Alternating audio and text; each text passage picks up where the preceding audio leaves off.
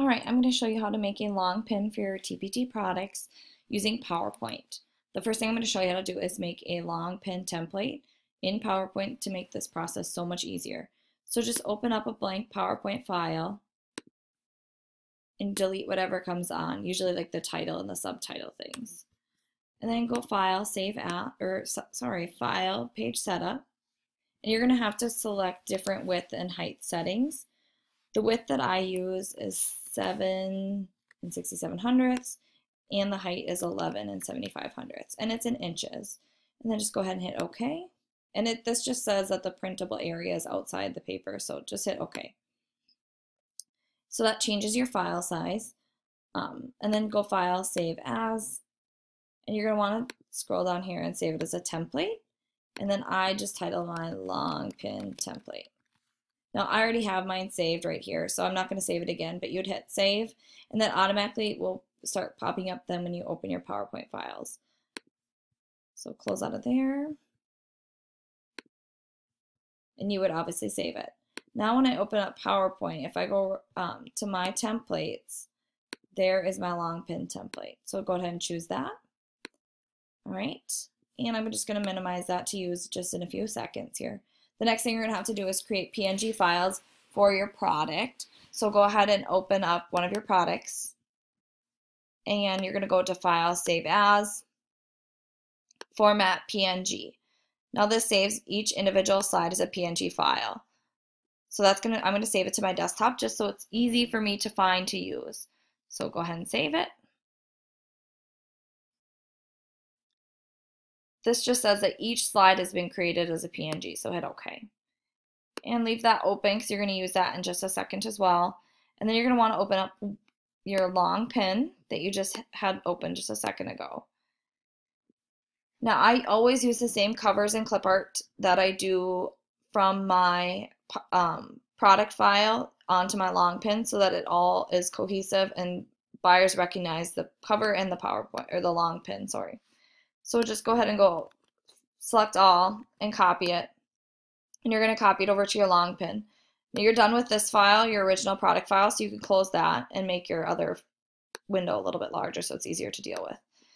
Now you can see that it didn't copy quite right because it's a little bit offset. That's okay because we're going to fix it. So just go ahead and make your background to be the same size. Now I have to crop mine so that it fits. That creates it so it's not distorted, and I want it to be kind of centered right there. Looks good. I'm also going to make my frame just a little bit larger so it fills up the page. I like to have a background on the back and then a white or something frame above it so that you can see the text and you can see the pages when you're creating. So move my little turtle down. He's from my cover of my product. And I'm just going to make this a little bit bigger and change the font size.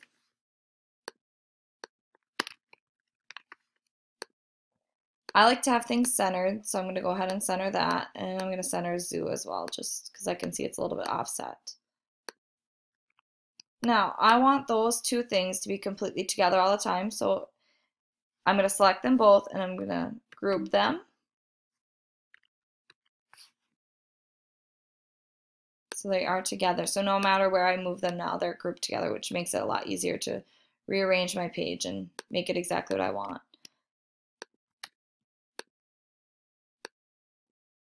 Now, I always add on my long pin a little bit about what is in the product. So for this product, I have design pages, teacher directions, practice sheets, and more. Now, obviously that font is too large. So I'll shrink it down a little bit and get it to fit right there. And I see a typo.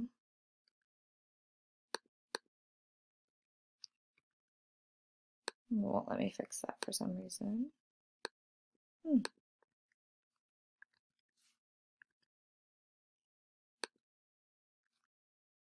Well, I don't know why it won't let me add a D there, but anyways, let's pretend it has a D in the font.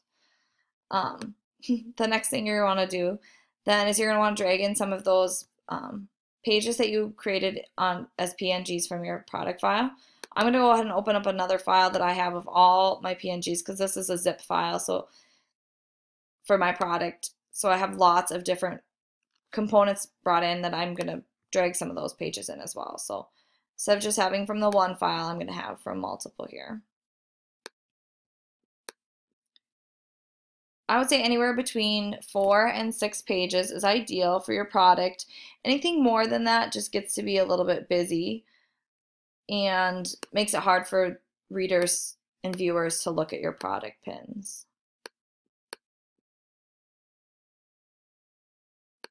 My PowerPoint's kind of acting up. I wonder if that's anything to do with that letter D.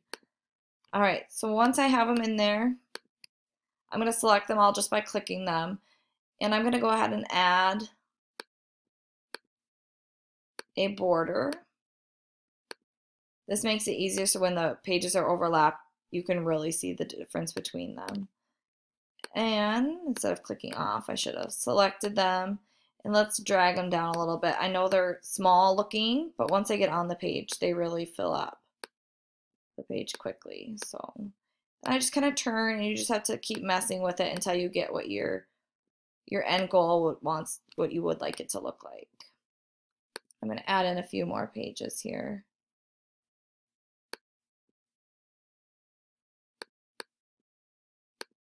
Hopefully they don't have either one of those. I don't know if you know this little trick about formatting in PowerPoint.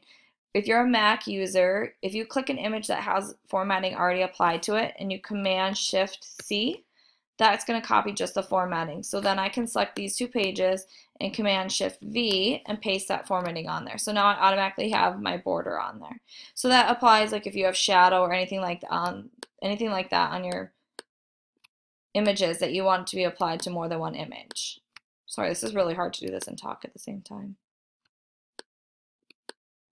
So kind of get them how you want them to be laying. You might have to reorder a little bit so you get them so you can see, like especially the front. I always layer going down so you can see more of the images. Not sure why I put this color one on there, but that's okay. I think you got a little distorted there. So I know it's not perfect. I have a finished one that I'll show you in just a second. I'm going to group these images together and I'm going to center them just so they are lined up on my background. The last thing you always want to do on your PowerPoint long pins file is you need to add your name. Sometimes links get broken on Pinterest and you want buyers to be able to find your product even if the link gets broken.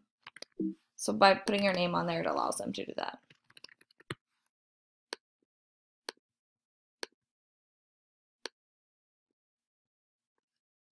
All right.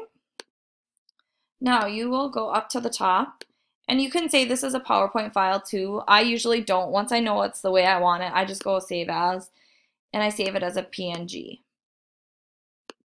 And you'll just name it whatever you'd like. And it saves to your desktop is where I always save it, and then I move them. And I'll show you how I organize in just a second. And I'm just not going to save this one. So you can see, oops, it brings it right to your desktop as another folder with your PNG inside of it. So you can drag that slide out and you can just delete the folder because it's now empty. So I'm going to title this Zoo Design Pin. Here is my completed Zoo Design Pin file. So I'll save it one more time. So you can see that again. Save as PNG, and I save it to my desktop. And it brings it out here. I drag and drop, delete the folder, and retitle it.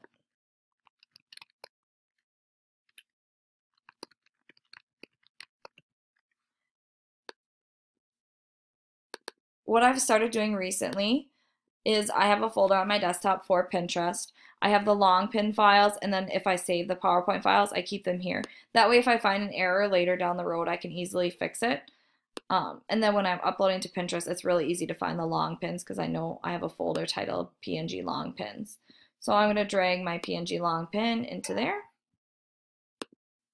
And I'm going to show you how to upload it to Pinterest. It's super, super easy. I'm going to open a new file.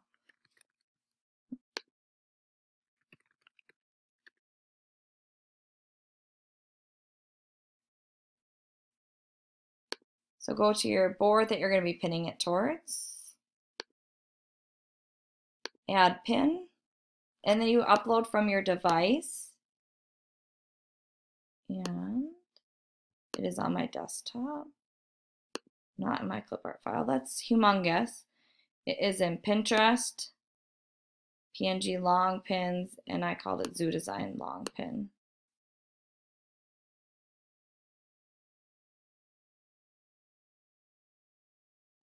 Now you're going to want to add a good description for it. So I'm just going to say this product requires students to use area and perimeter. I wonder if my D key is just not working here. Area and perimeter to design. See, it's not working. A zoo. Okay, I don't know why my D, capital D works, so we'll just put that in there. I'll fix it later. Design a zoo and then pin it.